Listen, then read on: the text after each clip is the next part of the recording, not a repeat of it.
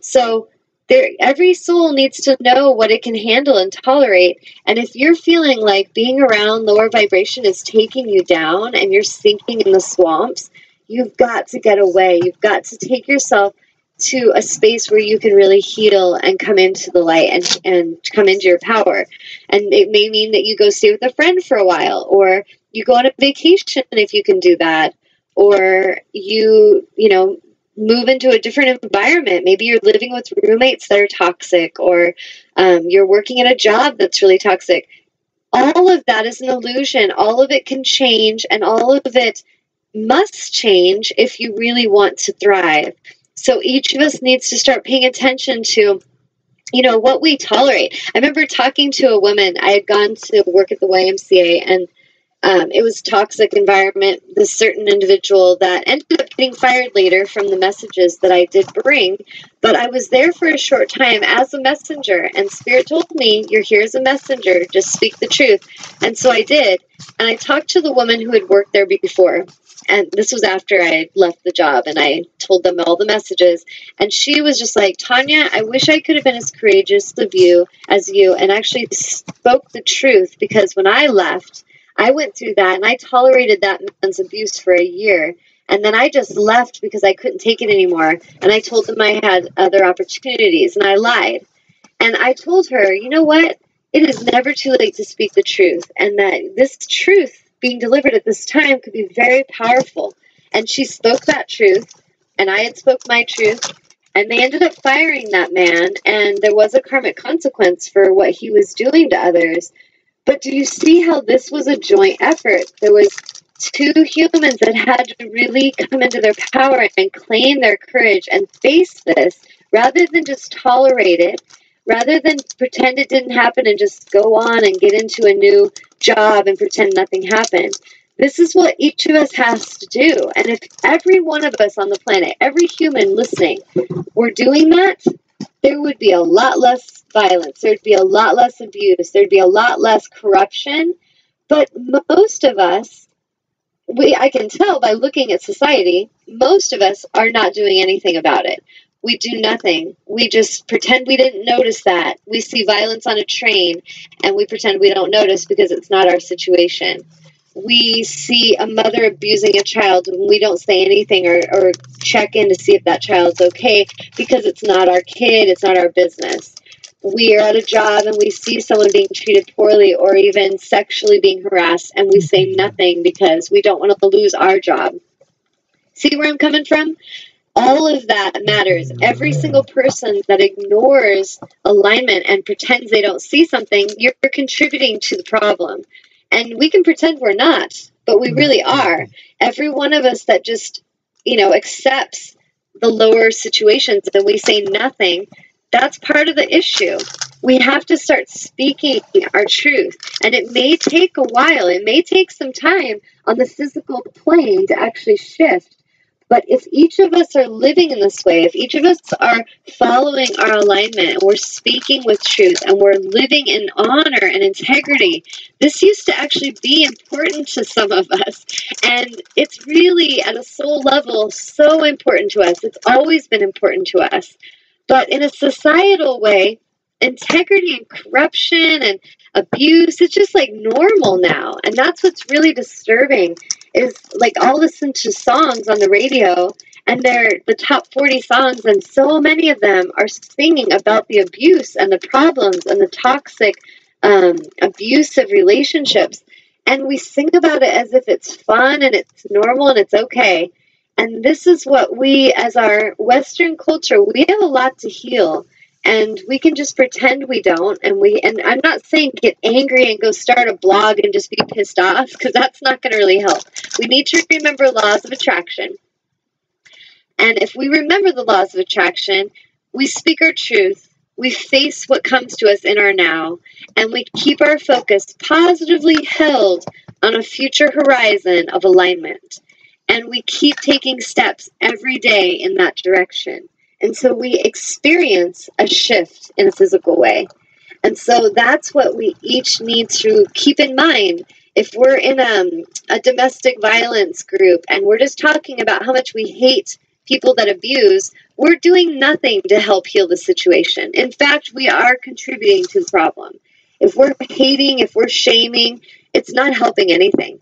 So if we want to start shifting these things, we do need to express our truth. We need to express how that upset us and how it hurt. We need to have our feelings acknowledged, and we need to also then focus on where we're going. What is it we want to achieve because of where we've been? I've been through a lot of abuse, and I'm not going to sit up here and be a victim and talk about it in a poor me way, because it will do nothing to help anything.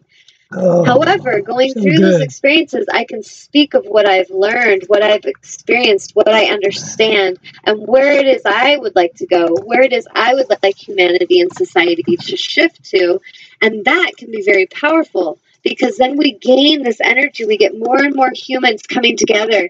We create a synergy and create this amazing energy that starts to build an energy of manifestation, and we will experience on a physical level all that we're ready for. But it's going to take integrity and alignment and truth. And the days of lying and stealing and cheating and, abusing, those days are coming to an end. And we really need to keep our focus on what we are ready to step into as a culture, as humanity on a planetary level. If we truly wish for our lives to be more beautiful and more in alignment, we must do this work. So I'm going to pause. Hey, 444, angel number 444. You guys have to look that one up. Any questions, Amnon, or any comments? No comments, no questions. People are just listening. Okay, that's fine. A couple things that I was going to mention, which I'm going to read you the card that I drew today. A couple things for the local people only. Well, actually, I won't say only, because I actually can accept clients through Skype if you're open to that. I actually did a Pilates teacher training, and I had a client that was tuning in from the East Coast through Skype, and it was awesome. So I'm going to be starting a yoga meditation. It's called The Essence of Yoga, and it's a yoga meditation teacher training at the end of June. And so if any of you are interested in that, contact me.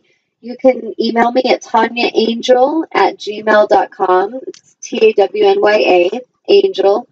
Or go to the website, Tanya Angel 555, and you can see information about all my stuff, and I believe my email should be there. I think it is. And then if you're on Facebook, find me on Facebook and under Tanya Love, because I post everything I'm doing on there. And I just wanted to let anyone watching know about that in case you would like to come and work with me as a student for 3 months. We're going to meet once a week for 3 months, so it's going to be a very intensive training and an amazing life-changing mentorship experience.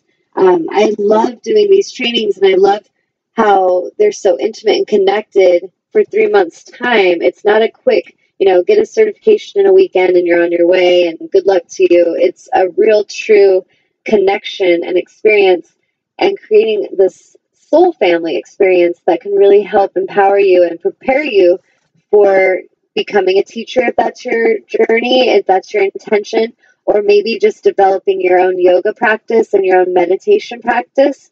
So I encourage you to contemplate that if you're ready for some deeper shifting and healing. I would love to assist you.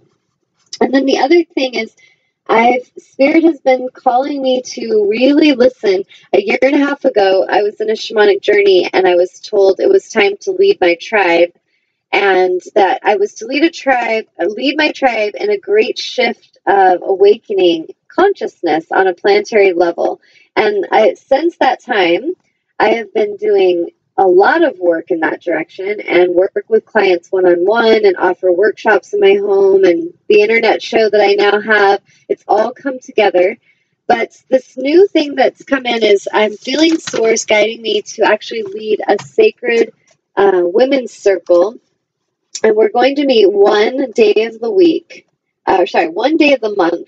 month for a year. So we're going to commit to a year of connection, and then coming together the last Saturday of every month, starting in July. And so if any of you are interested in being a part of that, it is possible you could be via Skype. I can only take, a couple of people, but this is going to be something, if you do live local, it would be amazing for you to experience. It's going to be very much stepping into your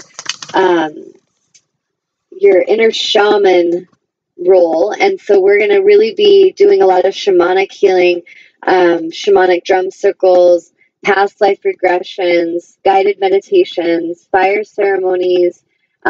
Everything's going to be very much about connecting to that more tribal, instinctual place where we've come from as women, and to come into this circle to share our magic and to create a powerful synergy amongst the group in supporting each sister with her soul's mission, and how we can do that together more powerfully than we can do it just feeling like we're on our own. So that's my new intention that I'm setting up, and it's starting in July, and it's $30 a month. So just $30 for, meeting once a month for 2 hours. So if any of you are interested, again, contact me on my email, or you can write in a question on the show, or find me on Facebook, and I would love to work with you. That's good stuff. And then I also want to read this, because I picked a animal totem card today, and I just felt like it was perfect because, like I said, Spirit's been calling me to come back and really embody my inner shaman and to lead my sisters and to start the sisters circle. So this was a perfect card. It's the Golden Orb Spider. Whoops, where's the thing? So I hope none of you are afraid of spiders, but if so, maybe I'll give you a new way to look at spiders today. So the Golden Orb Spider. The sun sets in the forest. A golden silken thread drops from a tree branch, connecting to the base of a small bush.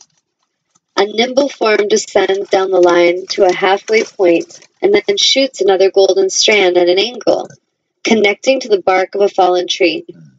Positioning herself in the center, she silently weaves a great circle around her. Intricate, balanced, and strong, stretching far beyond her body, but ever connected to its source. I am Spider. To the Native Americans, Spider is the grandmother, the messenger, and the wisdom keeper. She is the dream catcher and the living link to both the past and the future. Spider is thought to be responsible for teaching humans how to weave. To many ancient peoples around the world, Spider plays a vital role in connecting the energy of the spirit world with that of the human world through her quiet weaving of the web of life. I so relate to this card as an intuitive healer, because that's exactly what I do. And it's just really awesome how this card came in exactly as I'm being called to start this group. So, Golden Orb Spiders get their name from the shimmering hue of their spider silk. The silk, which is made from water, is known to be tougher than Kevlar and up to 5 times stronger than steel. Female orb spiders build the world's largest webs, often over a meter in diameter, which serve as a home, hunting ground, and food storage and incubator of their eggs. Yeah. When a male spider comes courting, he must carefully pluck the outer strings to announce himself in order to avoid being eaten. Yikes. Really The careful. female will lay 100 or more eggs in the womb of the web, and the male will fertilize them before dying shortly thereafter. The female will live through the season, but will pass away long before her young hatch into the world. From the moment they are born, baby spiders will begin weaving webs of their own into the story of life. So the message for each of you listening: Dreamweaver, balance keeper, co-creator and connector of life. When Spider visits your path, she brings valuable guidance to help you consciously design the life you truly came here to live. Alignment, I'm telling ya. As Spider crafts her web to draw to her all that she needs, she comes with the reminder that you are the weaver of your own life story. More powerful and creative than you may realize, now is the time to clear your mind and ask yourself quite simply, what do I really want to create? So this is really an important question, because everything that we think about and every action we take is coming from that, what do I want to create? And if we're not living in alignment, we're creating chaos and we're creating suffering. If we truly wish to create love and health and alignment, we have to live in that way. So really think about that. Start from the center of your being and imagine drawing together all the aspects of the life you truly wish to live.